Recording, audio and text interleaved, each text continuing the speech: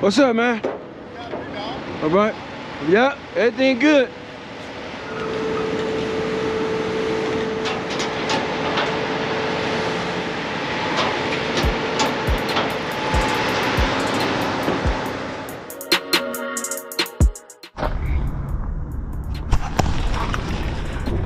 I'm gonna climb up here.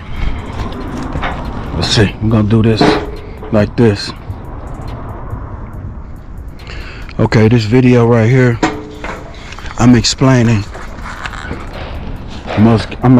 all 9 positions of my truck. All right, 9 positions, because I can actually haul 9 cars, depending on the size of them. Now, if they're like all pickup trucks, I can't put but like 6 to 5 pickup trucks on here, depending on the size. All right, here we go. We're gonna start with position number 1. In this video right here, I got a lot of explaining to do about position number 1. So I'm gonna cut this up into maybe, I don't know, into a series of videos. So right now I'm standing on position number 1. Position number 1 is on top of the truck. Now my truck is a Peterbilt, a 2019 Peterbilt Cortel trailer, or Cartel trailer, whatever. Well, anyway, you have different types of trailers. I'm explaining to you right now. You have high rail trailers. They're different from this trailer. And you have let me see, you got high rails, you got different type of high rails, and you got different type of trailers just like this one. This one right here is called a quick loader. You have Lure, that's a trailer, truck and trailer outfit that's different. Most of the only time I actually seen Lures were on Western Stars. I don't know if they make them on Peterbilts, but that's what I seen them on. All right, so for this truck, it's different. Now you have let me tell you, you have a different kind of trailer, like the one I'm pointing at right there. That's for a 7 car. Excuse me. That's for 7 cars. So you can load 7 cars on there. Let me see. Yeah, 7. Yeah, 3 at the bottom, 4 at the top, 4. Yeah, you can load them like that. But anyway, that trailer is different from my trailer. They're all different. So depending on what type of setup you have, you got to kind of like figure out your setup, because a lot of them are different. Now you see like the back of mine's right here, I'm up top. The back of mine's, now it goes up and down. That back end can slide, that can't slide out. But you have some trailers, some trucks that have the slide where you can slide the ramps out.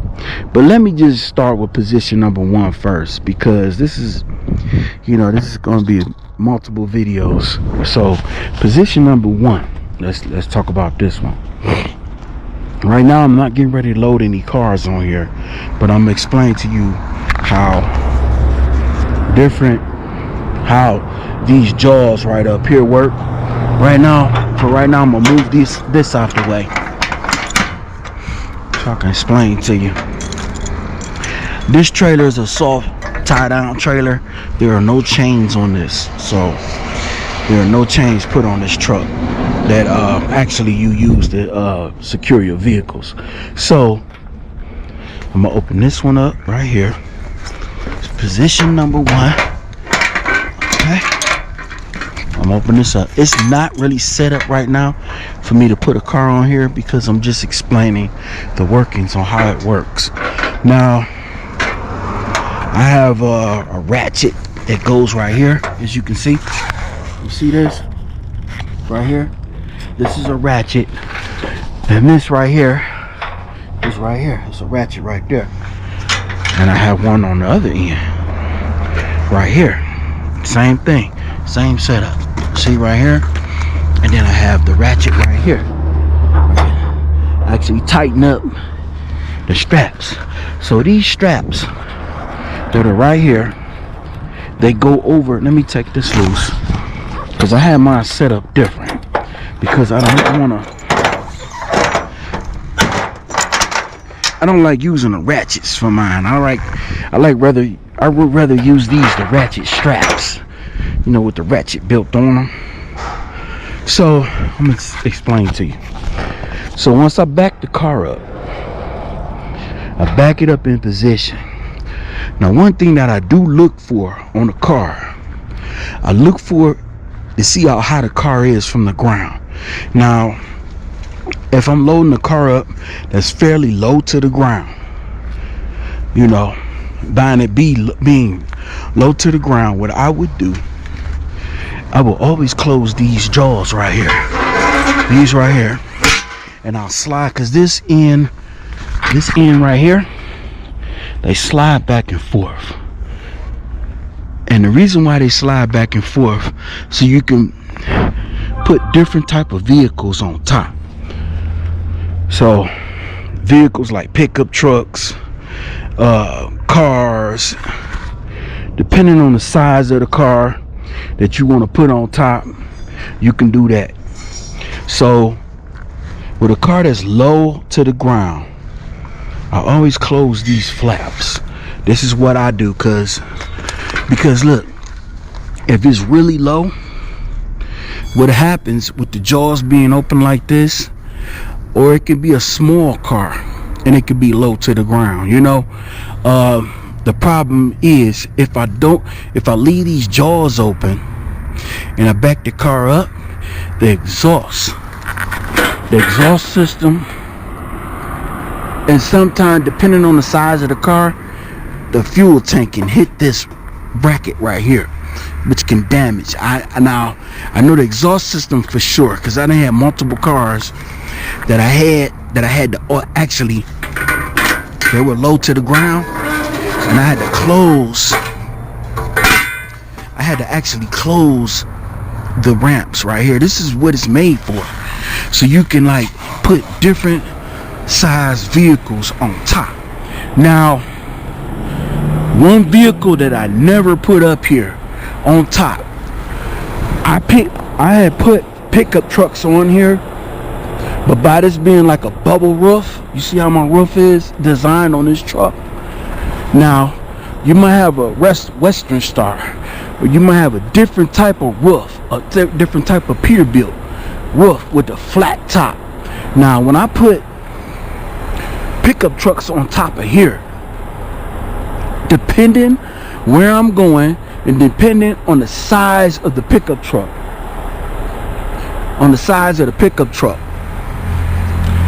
I have to actually ratchet the pickup truck down along with the wheels. So you see these straps right here?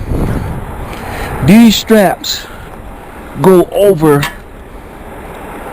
the wheels, and this is what holds the vehicle in place. Now, I'm talking about pickup trucks, because putting a car up here is fairly easy. But for me, on this truck, me putting a pickup truck on top, let me tell you, now it could be kind of high.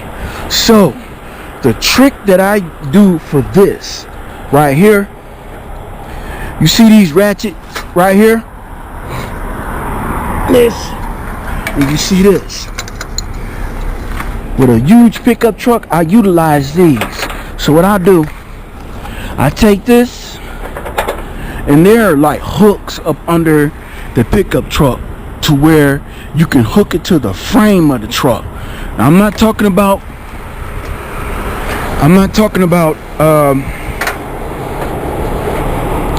the actual part of the truck to where as though the hook will rip through the metal. No, I'm talking about the frame of the pickup truck. So I will put this on the frame, and I will take one end and ratchet it down to this right here, and I will take this and I will twine it tight right here.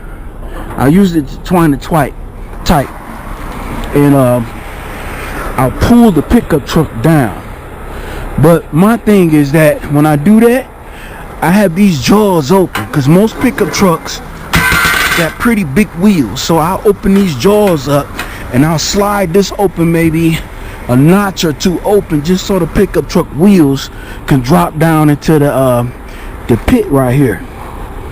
You see, right now, if I put a pickup truck up on here right now, this is not wide enough for your average size pickup truck. I'm talking about something like with the big tires, like the, let's say 30-inch tires, something that's really big, you know, that you can drop down in that pit.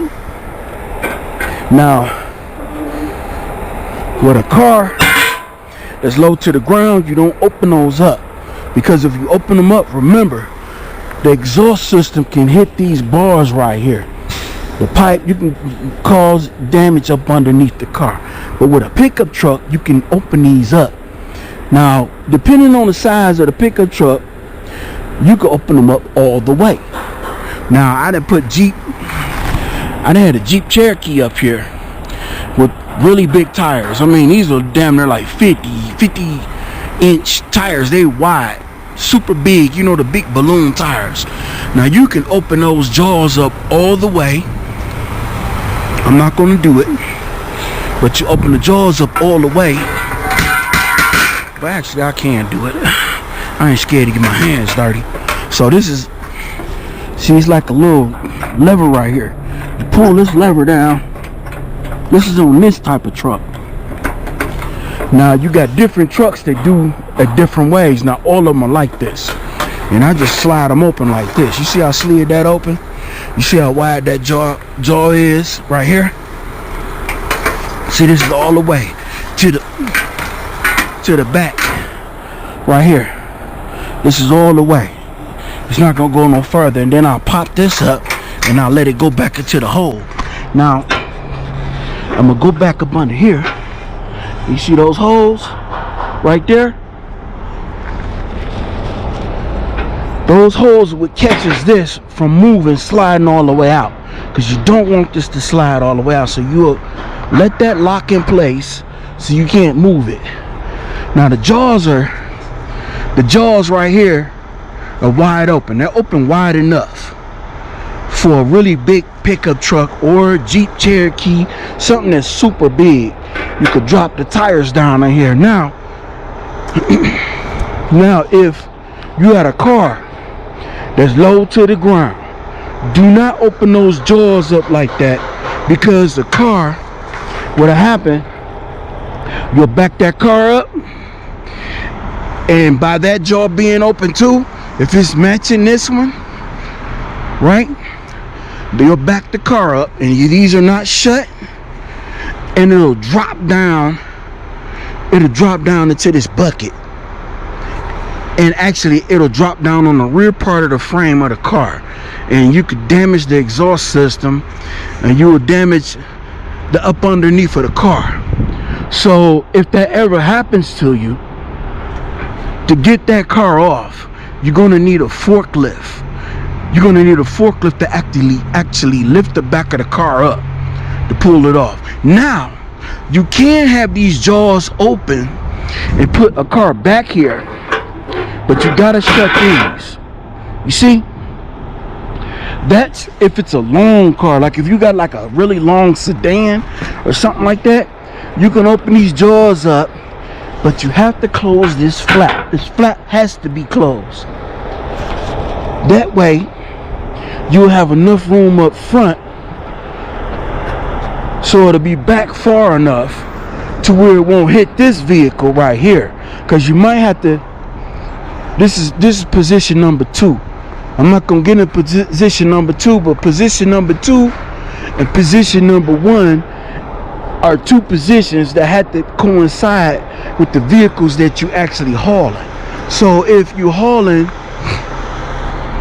say if you got a pickup truck up here, right, in this position, and you want to open those jaws up and push them all the way back. Now if you don't open those jaws up and push it all the way back, the problem you will have if you have a pickup truck and pick position number 2, it'll be up this high and the two trucks are damn near be hitting each other right up top, right here in this position, right? So you won't have enough room to really ratchet your pickup truck down that you have up here, because you got vehicles that are damn near as long as the top of this right here.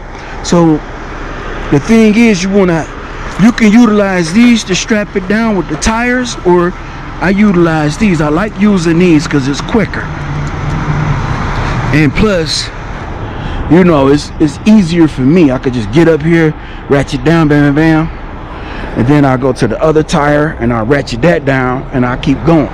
So now here you go. Here's another thing I want to tell you. With position number 1,